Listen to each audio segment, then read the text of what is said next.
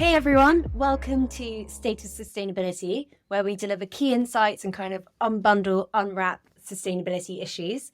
I am standing in today as a friend for Seth. Sitting in. I needed a friend. We sort of wanted to, anyone who's been following our stuff, our content for a while, knows that we do a lot of experimentation. Sometimes they may look like technical glitches, but they're actually experimentation. And so as part of that, we're also playing around with different formats. Izzy has been cameoing in on different sorts of things that we're doing. And I think that's worked really well. And so excited to have Izzy in these episodes with us as well. Yeah. With me. Sometimes they work, sometimes they don't. So stay tuned. And DM us to tell us which one it was in this occasion. Exactly. So today we're going to talk about how to build a sustainability team. We're going to focus on roles, vision, how to budget for a team, how to resource a team. And so, to get started, Seth, Let's do it. Yes. what is like the vision and how do you kind of first go about making a sustainability team?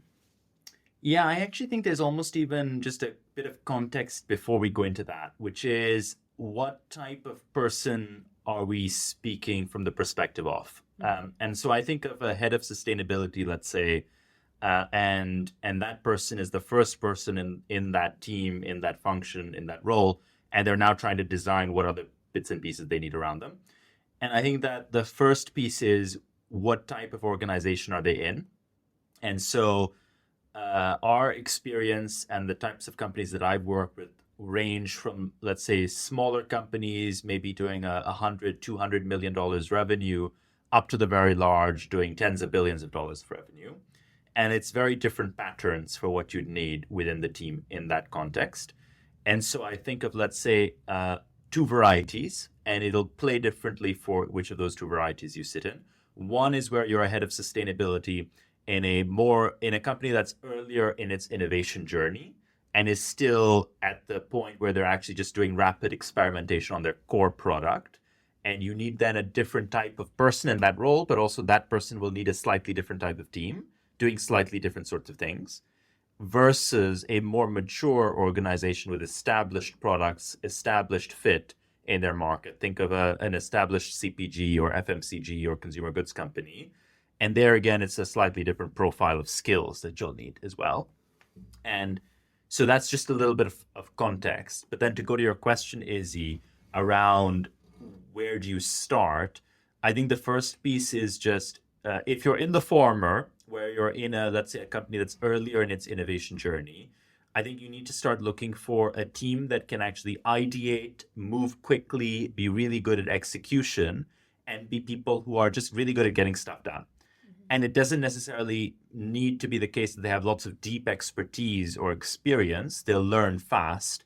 And so actually you have a lot of leeway to bring in people who are relatively early in their careers, relatively new, and they can just get going and actually ramp up. And so a number of the companies that we see that are, let's say, Series B, Series C, Series D startups doing maybe $300, $400, $500 million of revenue fit into that camp, where they've taken people who are earlier in their career journeys, but just really good at getting stuff done. Mm-hmm. They've moved them into these roles, and that's perfectly fine. And now those people in those sustainability teams are actually great recruits for more established organizations.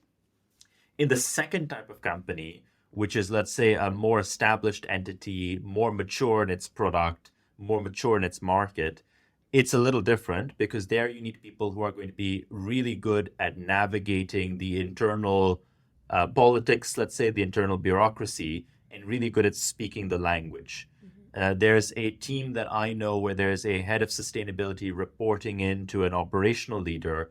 And in that case, one of the things that the operational leader really appreciates is that the head of sustainability knows how to get things done in the context of their organization, because that person has been there for 15 years and just knows how to navigate all the routes. Mm-hmm. And I think that's a very uniquely different sort of thing. Again, you need good performance management or process management or PMO sort of skills, but also just the ability to navigate is more important. The ability to command respect and credibility from the rest of the organization is more important. So you're often looking for more expertise and more depth and more kind of industry credibility from having done similar roles in other organizations. But that's kind of a little of what I would start with, maybe. And I guess off the back of that, of those two types of different organizations, when you're at the start of this journey and you have the luxury of seeing maybe how you're going to set up the sustainability department, will it be a one vertical function or will it be set up within different functions? So within R&D, within the finance team, how does that work across both types of companies? Yeah, actually, that's a really interesting question, and I'm just thinking of how best to answer this.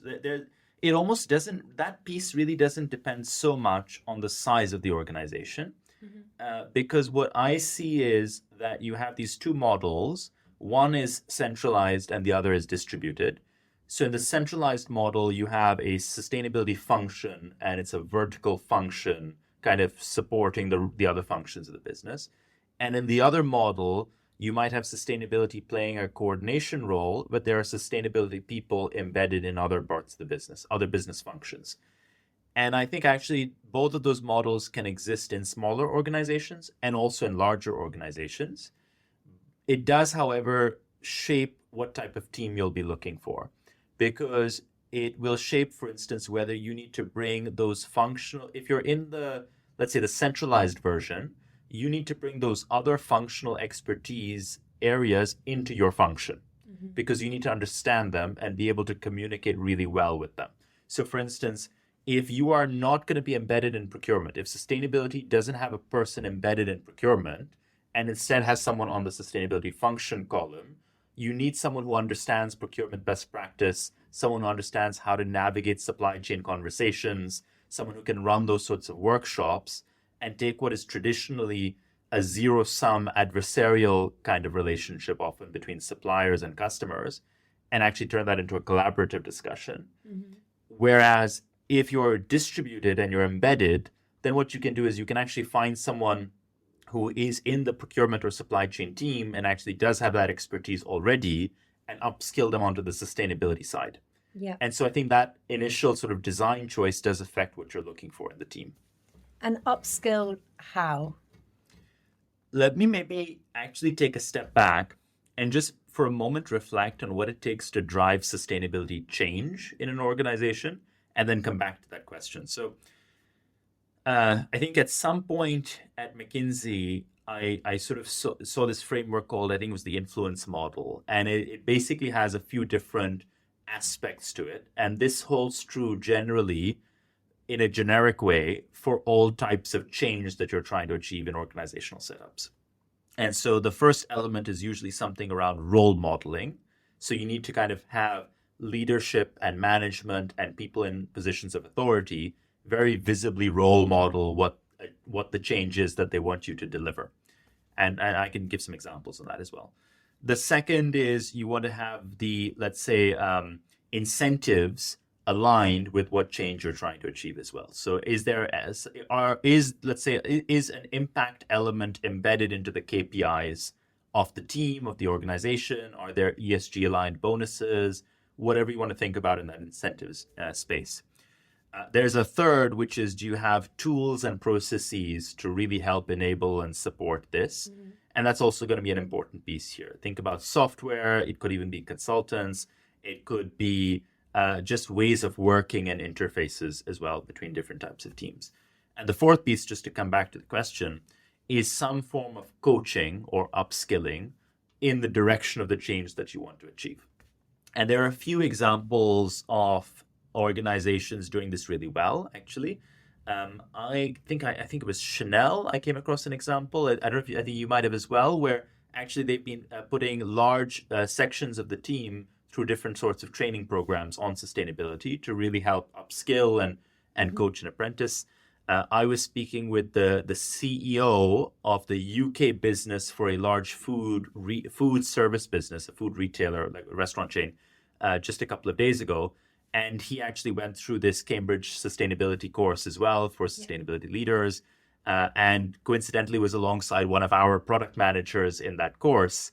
And that's just amazing, right? You're taking someone who's clearly a senior leader in their business and is on track for more seniority, and they're not in a sustainability role. They're a CEO of a big important region, and they're going to go. They're doing this course to upskill on sustainability and make it relevant for their day job. That I think is actually best practice, and that's just one example, right? But that's how I would look at upskilling. And meeting peers along the way. And meeting peers along the way, right? I mean, if you kind of take the cohorts that you have in these programs, and I think the Cambridge program is a really good one and very well respected now.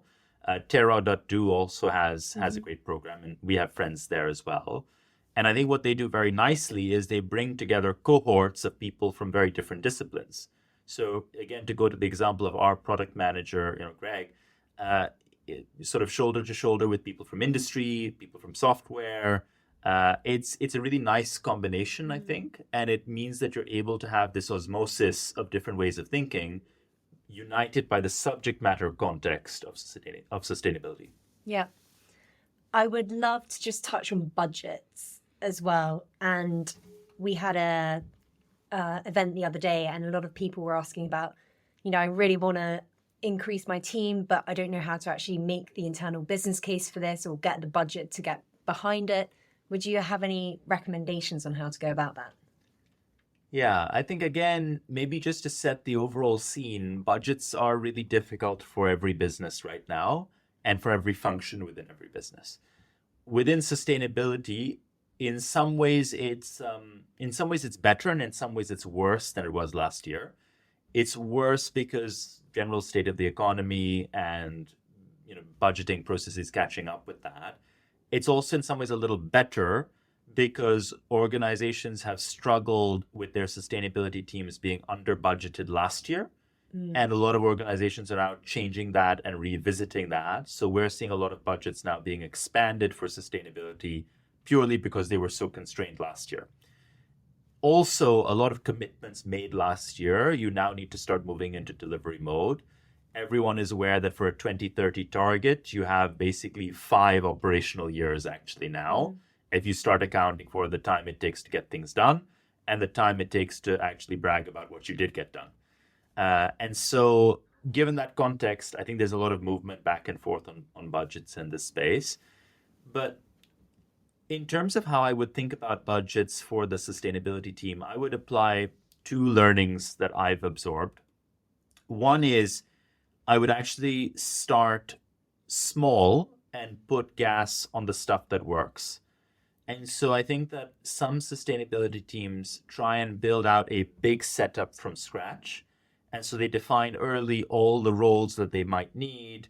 And then they put up a big set of JDs or open roles online, and they start actually recruiting for all these roles. And they're basically trying to build really too fast for them to be able to have room to experiment. Because if you have this big team, everything actually now needs to work really smoothly, both because those teams are looking for achievement to give them validation that they're doing the right thing. And a lot of sustainability professionals are motivated about doing the right thing. And secondly, because now that you have that budget and you're spending it, you're going to get a lot of scrutiny on how you're spending it.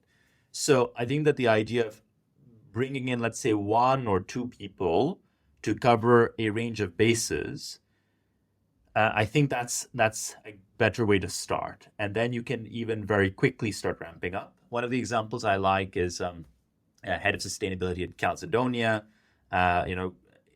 is taking a really thoughtful approach to building out his team, where he started with a few people covering multiple bases, and they're sort of owning problem areas. And now he's defining problems to be solved and categories of problems to be solved, and then thinking about how he should architect a team around those problems to be solved. And I think that allows him to be quite flexible and to gradually expand while developing a better understanding of how those problems are going to be solved, which may change role number 7 versus what you would have had if you'd gone out with all of them together. So that's maybe one aspect. The other aspect, and this second one, is a general rule that I often talk about, which is I think everything should have a proper business case, and every business case should have a return on investment. And we practice this in our business, Izzy, as you know as well, which is literally for everything we do, everything we budget for, we want to see what is the actual return.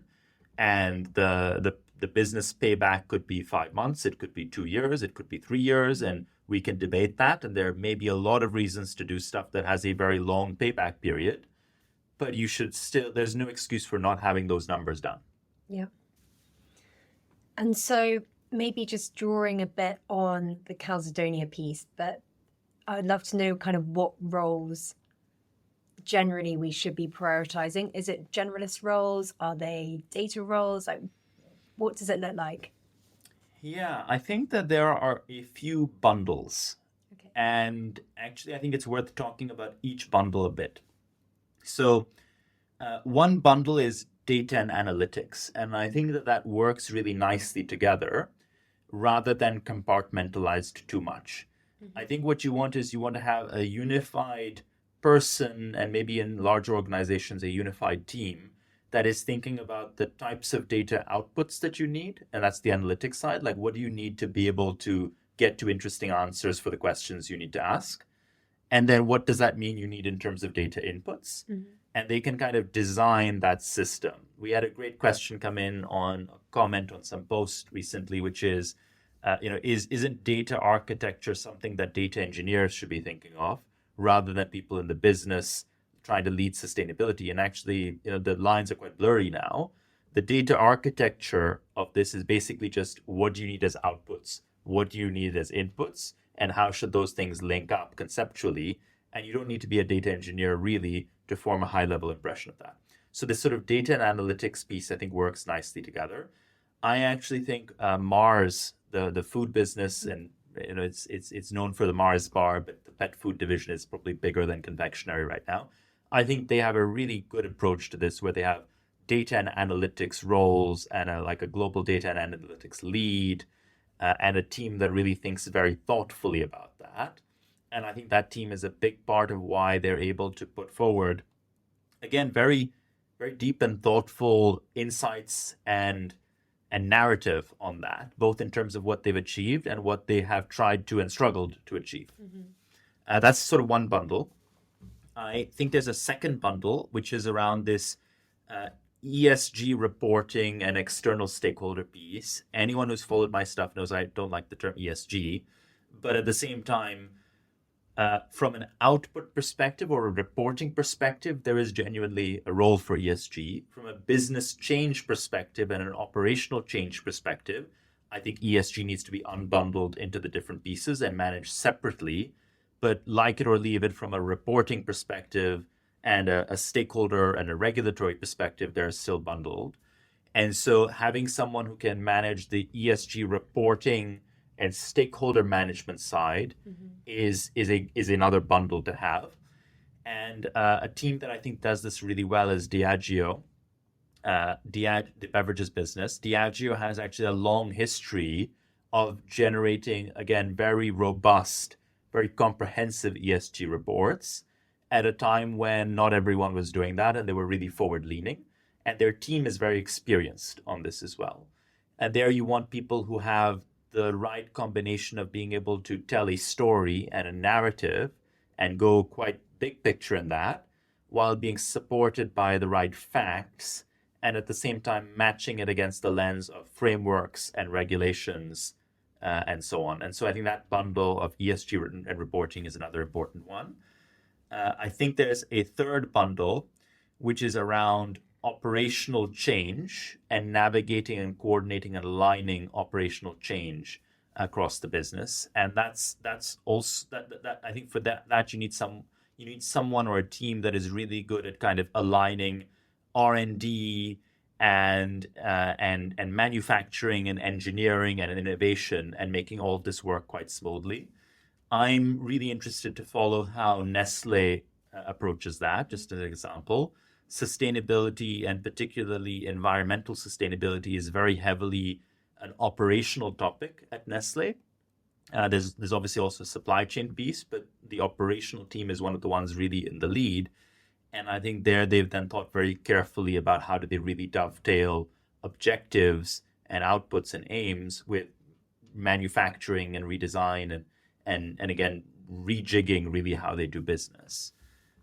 There's a fourth piece, I think, which is around this sort of supply chain supply chain engagement, let's say, that's becoming bigger and bigger. And most companies now have dedicated sustainability people on that side of the topic. And so that's another problem bundle to solve for.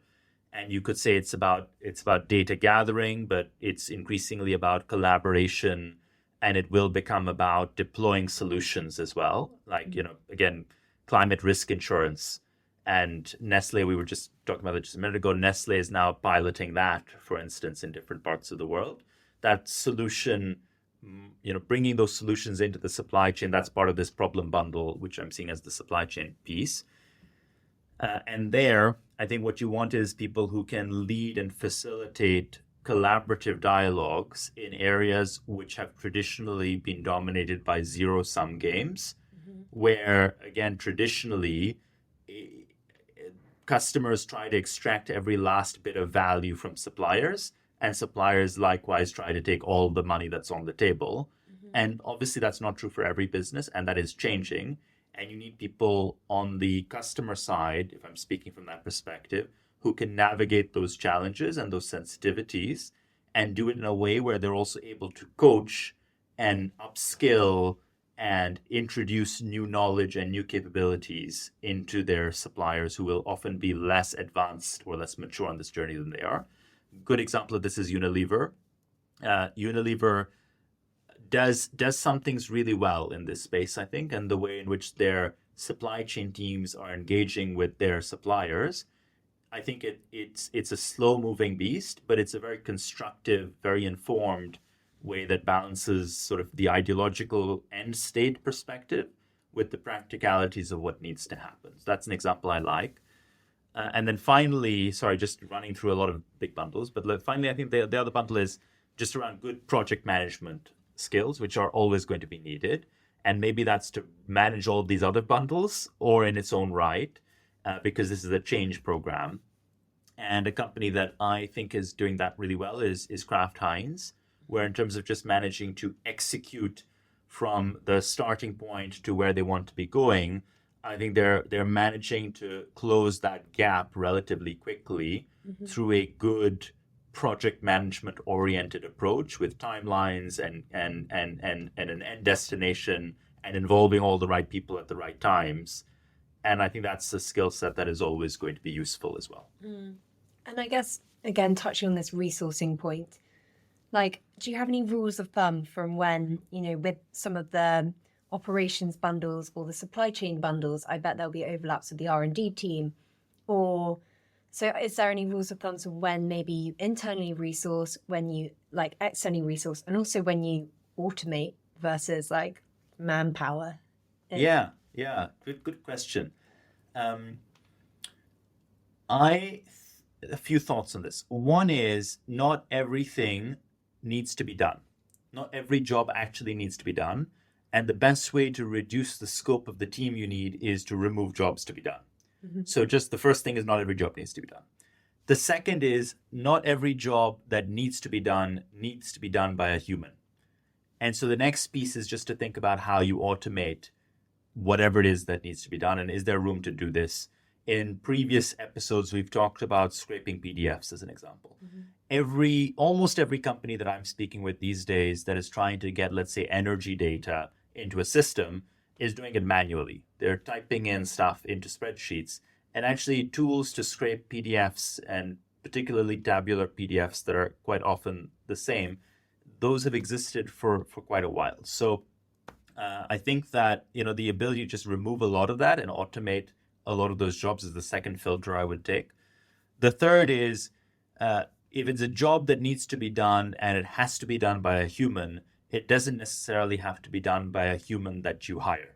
It can often be outsourced, and that may mean that you have the flexibility for this not to be a full-time person, and it can be a ramp up, ramp down sort of resource. And then finally, if it has to be done, it has to be done by a human. It has to be done by a human working for the company, in the company. I would always first look to whether you can upskill someone who's already there and wants to move into this space. I think there are a lot of instances where people in the company want to work on sustainability. That can go well and that can go badly. So I was speaking with a leader in a fashion retail business, and this individual has a lot of deep sustainability expertise, and it's often very frustrating that any random person in the business can sort of put up their hand and say, I'd like to work in sustainability too. And then there's a bit of this attitude of, oh, well, okay, I guess fine. Bring them in. Yeah, bring them in, which I think is not always constructive. At the same time, there are some great assets in the business as well. One of the examples I often talk about is, people who work who are coming from an IT background. And there's one person that I always have in mind when I say this. And she was a leader in the IT team, and she's moved into sustainability. And that means that she comes with a great mindset and logic on how to think in terms of the system design for data and data inputs and data outputs, and is then able to rapidly ramp up on the sustainability context and layer that in. And I think that's a fantastic lateral move in. And there are a lot of those to be found in organizations. So I would kind of look at those as a few general rules of thumb. Okay. And so when we do have to look for manpower, what are we looking for? Like, are there any key skills that are like, ding, ding, ding, I want that? And any, maybe on the flip side, any watch outs? Yeah, I mean, I think that we've talked a little bit about sort of skill bundles. The watch outs I would say are, I think that we sometimes overvalue experience versus intrinsics. And I actually think that I've found that there's a balance where you want a bit of experience, but actually in a really innovative, fast-moving space, too much experience can be a liability. And I think that's true in sustainability. In sustainability, depending on what the role is, I would look for people who have some experience, but I would prioritize intrinsics. And by intrinsics, I mean, again, it depends a little on the type of organization and the bundle that you're looking for, the problem bundle that you're looking to solve. But, it could be that you're looking for, you really want to innovate on new products. Part of your sustainability challenge is how do you develop just a new business? I was advising this is when I was a consultant, I was advising a big fossil fuel-based company in the coal mining industry, and they wanted to move towards SBTI-aligned targets. And if you're in coal mining and you want to move towards an SBTI-aligned target, that basically means you need to ramp down the old business and ramp up a new business. So it's not that you need operational efficiency people. There's only so much you can do with coal mining to make it environmentally efficient through operational efficiency. You need business builders. Yeah. You need people who can say, I'm going to spin up a new mobility business, or I'm going to take us in the direction of chemicals, and ultimately we're going to slide out the coal piece altogether. And then that's a very different skill set. And you need people who can be innovative and entrepreneurial, and that often doesn't necessarily correlate to lots of experience. There are many other examples, I think, which one can cite. So that first piece of just valuing intrinsics, often a little more than expertise, I think is important. The second thing I would look at is when you are valuing expertise or when you are looking at expertise and credentials, it's often more important to see if the person has solved a similar problem bundle in a different organization rather than whether they've solved other types of problems in a similar organization. Let me say that a slightly different way. If you're trying to manage a big sustainability shift, then a parallel shift might actually be managing digital. Managing a shift towards digital ways of working will require you to have had good stakeholder management, had good program management, managed good budgeting, figured out where to automate versus where to do something manually, managed to do something on time in terms of delivering a program, interfacing with all the different functions and sub-compartmentalizing work bundles into each function. All of this might actually be much more relevant for you than whether they've been working on sustainability, because that bundle looks very similar to the bundle that you're trying to solve for. By contrast, let's say that you're actually bringing someone in who has spent many years in sustainability, but they've never actually had to manage that transition. You're bringing someone in from a very forward-leaning business that has always been sustainable at its core, and you're now bringing them into a very traditional business that has never thought about sustainability. This person is going to feel like they're shouting into the void. And that's going to be frustrating for them, and it's going to be pointless for the organization. You need someone who has actually a track record of managing any type of change.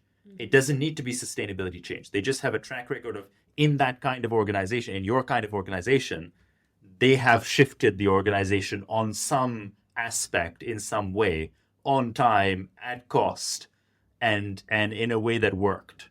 So I would sort of think a little from that sort of lens. I love it. It's like matching, dating. Yeah, Finding the exactly. right person. Exactly. A lot of life. Yeah. I guess like where do I find these people? Like obviously that sounds amazing, but are there any kind of avenues that I should go down to look for them? Yeah, I think so. There's a bit of, let's say, textbook advice and a bit of what we've learned. I think that the slightly textbook advice, which still works for our business at Altruistic, but also I think works for our customers and would work, is we always look to specialist recruiters, for instance, and specialist feeder programs for the right type of talent. So, for instance, we like the On Purpose program because the On Purpose program has a history of taking, great people, high performing people from generalist industries, maybe it's investment banking, consulting, maybe it's something else, and then bringing them in and giving them kind of a rotational course in impact of different types. And so you get these people coming out of it who have a breadth of skills, which might be relevant for you, and those might be the functional skills that you need, but they've got this layer on top now, which is of what it means to take a mission and translate it into an organization. And as part of their work in the program, a very common task that they're given is to help with B Corp processes, because a lot of the organizations that they're seconded to during the program are trying to get B Corp certified. And we were actually very similar. And so they come out, and it doesn't matter if you're a small organization or a large organization, but they come out understanding what's important and how do you think about streamlining all the different pieces of what's important in an organization. So that's one example. We like Terra.do as another similar sort of program with a cohorting-based approach, bringing in talent from many different feeders, whether it's mainstream businesses or otherwise, and then kind of bringing them out as graduates of the program who are now mission-oriented. I think those are great programs.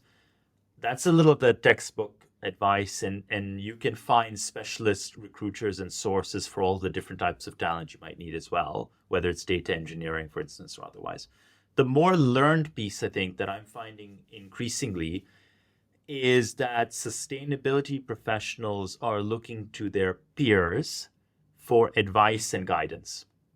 And one of the pieces here is that they're looking to understand where is there a good sustainability team that feels empowered and that is really running ahead, and actually they'd love to be part of that, versus which one is frustrating. And so, for instance, we host a lot of events, and I know that in our team, we have a really good idea of which organizations have a happy, well-functioning sustainability team and which ones don't, regardless of whether we work with them as customers or not. Similarly, I think that we see glimpses of this community, and obviously we're like a software partner, and so in some ways we're close, but we're never embedded. But I think that you kind of see that actually there's a lot of movement within these communities from people moving from one team to another because they recognize the commonalities and they're able to get to know people and know the problems that are being solved and see whether these problems are exciting. So I really think that sustainability leaders should invest time in understanding which community they want to invest in being a part of. That's a little different to just showing up at events all the time. Yeah. Because events can be very formulaic and can also be very formal and arm's length. Whereas actually, there are groups on WhatsApp, there are groups on Slack, there are coffee meetups. Yeah. There are a lot of these sorts of little under the radar communities. And just to give an example, the one we hosted yesterday, we had very senior sustainability leaders, where they're chief sustainability officers at Fortune 500 companies. We also had people in their early 20s just starting their career as a sustainability analyst in, let's say, a $300 million revenue business. And you have this ability to bring these groups of people together, and it's a great way to find talent as well, I think. I think also as the evolution of sustainability is going, we've seen so much more like visibility around biodiversity and all these other problem sets that are kind of developing means that sustainability professionals are moving towards those problems that align most with their passion, their interests, their skill set. And there's a lot of that going on. Oh, for sure, right? I mean, I think that the problem I have with ESG, just to come back to that, is that it's a basket of very different problems. And the interesting thing is we're now seeing even sustainability in some ways, for some people, seem like a basket of very different problems. And at our event yesterday, we had people who cared very deeply about ecology, actually. And that's the most important thing to them, is actually not climate change. And from their perspective, actually, one of the best solutions is probably just fewer people, because fewer people means more room for a stable ecology. And at the same time, a lot of people coming to the climate change problem are coming at it because they want a safe and healthy life for human beings. And they believe this is an existential risk to humanity, which actually for the pro-ecology camp doesn't sound that bad. And so I think that what you find is this unique situation, which I think has actually never happened to business before, which is where for a particular part of their business team, they need to think about mission and ideology not just as something to avoid in an interview conversation, but to try and actually lean into and understand, because it will have an important impact on retention. And that, I think, is just strange for business. I think it's something that will take time for business to understand and appreciate. I think on that strange note, we should probably start wrapping up, because we are definitely over the optimal podcast time. Good reminder. Yeah. But thank you so much for tuning in and listening to the podcast. Seth runs LinkedIn Lives every month where he kind of fields any sustainability related questions. So please jump onto his LinkedIn and pop in any questions, because the responses are usually pretty good. And yeah, thanks for joining. Thanks for having us, and thank you, Izzy. And let us know how you thought this episode was, and we'll continue in the same format if you liked it. Perfect. Bye. Bye.